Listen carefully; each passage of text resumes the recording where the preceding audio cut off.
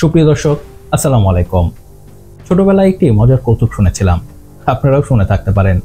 কৌতুকটি হচ্ছে, রাস্তা দিয়ে বাংলাদেশি, আমেরিকান ও আরব এই তিন দেশের নেতা হেঁটে যাচ্ছে। হঠাৎ আমেরিকান নেতা শো অফ করার জন্য পকেট থেকে ডলার বের করে ফেলে দেয়। আরব আর বাংলাদেশি নেতা বলে, কি করলেন এটি আপনি? আমেরিকান নেতা বলে, আমাদের কাছে অনেক আছে, এটা কোনো ব্যাপার না। তো আমেরিকান নেতার এমন কাণ্ড দেখে আরব কেন পিছিয়ে থাকবে? সে তার পকেট থেকে কয়েকটি গোল্ড কয়েন বের করে রাস্তায় ফেলে দেয়। আমেরিকান ও বাংলাদেশি নেতা বলে, এটা আপনি কি করলেন? আরব বলে, আমাদের কাছে অনেক আছে, তাই ফেলে দিলাম। এখন প্রশ্ন চলে আসে বাংলাদেশি নেতার উপরে, সে কি করবে? সে হঠাৎ রাস্তা দিয়ে যাচ্ছিল একটি ফকির, তাকে ধাক্কা দিয়ে ফেলে দেয়।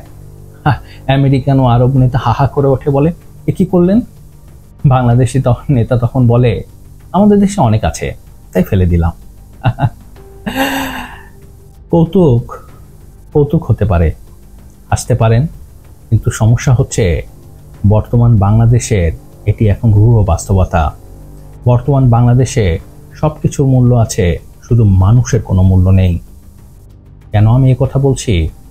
আপনারা নিশ্চয়ই জানেন, গত 26শে অক্টোবর মেট্রো রেলের একটি বিয়ারিং প্যাড খুলে পড়ে যায়, আর তারপরে একজন ব্যক্তির উপরে, যার ফলে তিনি নিহত হন। যিনি নিহত হয়েছেন তার নাম হচ্ছে আবুল কালাম। তার বয়স ছিল মাত্র 35 বছর। তার পরিবার আছে, দুটি সন্তানও আছে।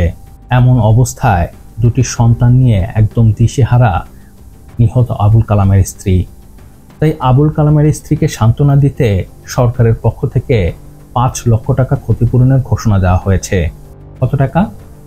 5 লক্ষ টাকা। মানে আবুল কালামের জীবনের মূল্য মাত্র 5 লাখ। এখন আপনি বলতে পারেন, মাত্র বলছেন কেন? আপনি অনেক বড় লোক, এই জন্য মাত্র বলছেন? কি না ভাই, বর্তমান অবস্থার কথা বলে 5 লক্ষ টাকা মাত্র বলছি। আপনি একবার নিজে চিন্তা করে দেখুন, বর্তমানে 1 ভরি সোনার দাম কত? প্রায় 2 লক্ষ টাকার উপরে। সেই হিসাবে আবুল কালামের জীবনের মূল্য মাত্র 2.5 ভরি সোনার সমান। আপনার নিশ্চয় মনে আছে, গত জুলাইয়ে আমাদের প্রধান উপদেষ্টা হঠাৎ লন্ডন সফরে যান। কি জন্য যান, কেন যান, আমরা কিছুই জানি না। সেখান থেকে বাংলাদেশের আজ পর্যন্ত কোনো 1 টাকার লাভ তো হয়নি, উল্টো আরও জুটেছে অসম্মান। সেই অসম্মানিত লন্ডন সফরে প্রধান উপদেষ্টার হোটেল বিল ছিল প্রায় 3 কোটি টাকার উপরে। আর প্রধান উপদেষ্টা যে রুমে ছিলেন তার দৈনিক ভাড়া ছিল 10 লক্ষ টাকা। মানে প্রধান উপদেষ্টার 1 রাতের হোটেল ভাড়া বাংলাদেশের 2 জন মানুষের জীবনের সমান। এই হচ্ছে বর্তমান সময়ের অবস্থা। এই হচ্ছে বাংলাদেশের সরকার, এই হচ্ছে বাংলাদেশের নতুন বন্দোবস্ত। এখন আপনি বলুন, প্রথমে যে কৌতুক বলেছিলাম তার সাথে বর্তমান সময়ের কি কোনো পার্থক্য আছে? আমি তো কোনো পার্থক্য খুঁজে পাই না। আমাদের দেশের মানুষের জীবন এখন সবচেয়ে সস্তা, আর তার দাম কত? মাত্র 5 লক্ষ টাকা। এখন তো 5 লক্ষ টাকা আছে, কয়েকদিন পর সেটিও থাকবে না, সেটি শূন্যে নেমে আসবে। প্রধান উপদেষ্টার 30 মতো 0 হয়ে যাবে। তো যাই হোক, এ ছিল এই ব্যাপারে আমার বিশ্লেষণ।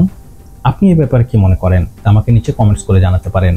আর হ্যাঁ, ভিডিওটি কেমন লাগলো তো অবশ্যই জানাবেন। আর প্লিজ সাবস্ক্রাইব করতে ভুলবেন না। আপনার একটি সাবস্ক্রাইব আমাকে অনেক বেশি উৎসাহিত করে নতুন নতুন কন্টেন্টের কোয়ালিটি ভিডিও তৈরি করার। ভালো থাকবেন, সুস্থ থাকবেন, আল্লাহ হাফেজ।